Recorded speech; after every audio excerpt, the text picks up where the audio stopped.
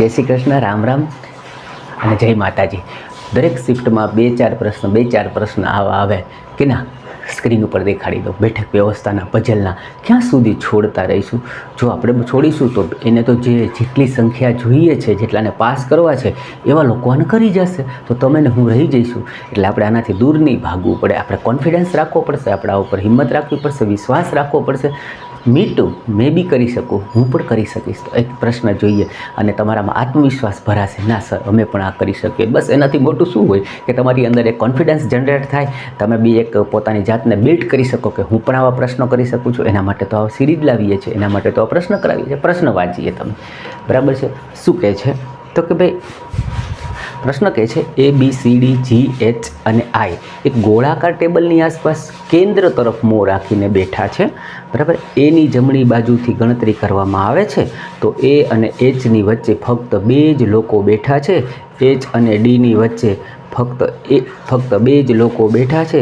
A અને Bની વચ્ચે ફક્ત 3 જ લોકો બેઠા છે. આવું બધું લખ્યું છે, પણ એને આપણે સમજતા કરતા જ જઈએ, જેથી કરીને હમણાં જ આપણે પ્રશ્નને સોલ્વ કરી દઈએ. સેકન્ડોમાં થઈ શકે. વાંચતા જવાબ આપવાને એટલે થઈ જાય.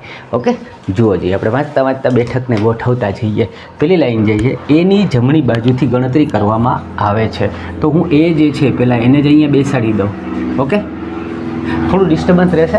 અમારા ઘરની આજુબાજુ બહુ વિમાન ઉડે છે, દર 2 મિનિટે ઉડે છે. શું કરું યાર, કેટલી વાર હું પોઝ કરવા જાઉં હો, એટલે થોડું પ્લીઝ રિક્વેસ્ટ છે. સો એની જમણી બાજુથી ગણતરી કરવામાં આવે છે તો A અને Hની વચ્ચે ફક્ત બે જ લોકો બેસે. એટલે હવે જમણી બાજુ આમ જશે, ફક્ત બે જ લોકો બેસે, તો આ 1 અને 2 અને અહીંયા હું મૂકી દઉં H. એટલે A અને Hની વચ્ચે ફક્ત બે જ લોકો બેસે છે. ઓકે, H અને Dની વચ્ચે ફક્ત બે જ લોકો બેઠા છે. તો જો D આ બાજુ તો નહીં આવે, કારણ કે બે જ લોકો બેસાડવાના છે. તો Dને હું અહીંયા મૂકી દઉં, 1 અને 2. H અને Dની વચ્ચે ફક્ત બે જ લોકો બેઠા છે. ઓકે, A અને Bની વચ્ચે ફક્ત 3 જ લોકો બેઠા છે. A અને Bની વચ્ચે. ઓકે, તો A અહીંયા છે તો Bને હું અહીંયા મૂકું તો 1, 2 ને 3 થઈ જાય. એટલે B જે છે એ અહીંયા બેસશે. ઓકે, ફક્ત 3 જ લોકો બેઠા છે. પછી કીધું C એ Iની તરત ડાબી બાજુ, Iની ડાબી બાજુ. તો જુઓ હું Iને અહીંયા બેસાડું. ઓકે, તો એ આ જે છે C એની ડાબી બાજુ થઈ ગયો, બરાબર? Iની ડાબી બાજુ. ઓકે, શું કહે છે? C એ Iની ડાબી બાજુ, C Iની ડાબી બાજુએ બેઠો છે.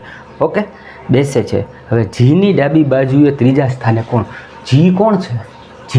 G આમાં આપણે બાકી રહી ગયો છે, તો એની જગ્યા કઈ થઈ? આ થશે.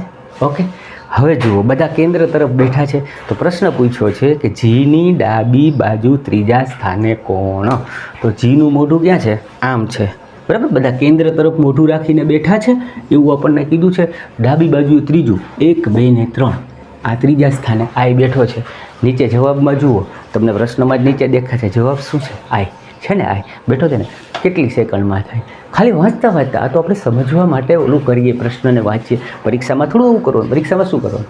વાંચ્યું એમ કીધું છે, પહેલાં કીધું કે ભાઈ એ છે એનાથી જમણી, એને બેહાડી દીધો, પછી જમણાથી ચાલુ કર્યું અને આપણે ગોઠવી શકીએ છીએ. પ્રશ્ન થઈ શકે છે. તમારી અંદર હિંમત આવી જાય, કોન્ફિડન્સ આવી જાય, એના માટે થઈને તો આ સિરીઝ મૂકી છે. લાઇક કરો, સબસ્ક્રાઈબ કરવાનું ભૂલોમાં મિત્રો. આવા જ દાખલાઓ, આવા જ પ્રશ્નને આપણે રોજ કરીશું. પરીક્ષા સુધીમાં આપણી અંદર એક કોન્ફિડન્સ બિલ્ડ થઈ જશે. ત્યાં સુધી આવજો.